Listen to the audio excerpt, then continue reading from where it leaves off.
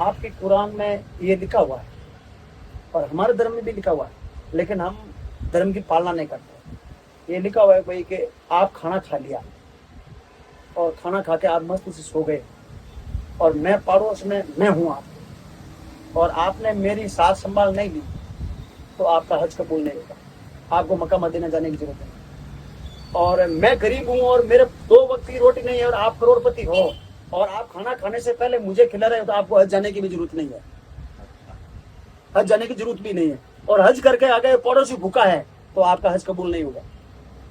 अगर मालिक ने आपकी व्यवस्था दी है, व्यवस्था दी है आपको पेट पालने की, अगर मालिक ने आपने व्यवस्था की है, तो पड़ोस, उसमें कुरान में मेरा कहने का मतलब है शब्द पड़ोसी लिखा हुआ है, न कि उसमें ये लिखा हुआ है कि एक गुजर होना चाहिए, एक जाट होना चाहिए, एक बनिया होना चाहिए, एक मुसलमान ही होना, कि मैं हज करके आया हूँ तो मैं मदद मुसलमान की करूंगा, उसमें नहीं लिखा हुआ है साहब, उसमें पड़ोसी शब्द लिखा हुआ है। बिल्कुल। तो पड़ोसी में मैं भी हो सकता हूँ आपके, जबार भाई वैसे सके, दौलती भी वैसे सके, तो उसमें जब, तो फिर धर्म कहाँ सिखाता है अपन को आप लड़ाई करो, कहाँ सिखाता है? लड़ाई तो अपने स्वार्थ से कर रहे हैं ना अपन।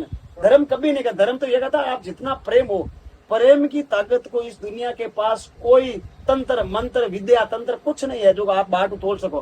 ट्यूबवेल करे 1,50,000 400 लगा से 5,000 कम करिया 55,000 में निगोड़े को प्रेम की ताकत राजू भाई मैं तोड़ सकूं मैं थाने का मारा राजू भाई कितने प्रेम है देखा साहब बात 100 किला है और मैं मना कर दूं नहीं सर मारे 201 है देखा 201 मैं कहूँ मारे ने 1,00,000 होना प्रेम है, आप नहीं तोड़ सको प्रेम की ताकत में। प्रेम की ताकत इतनी है कि वो अणु बम से भी तेज होती है।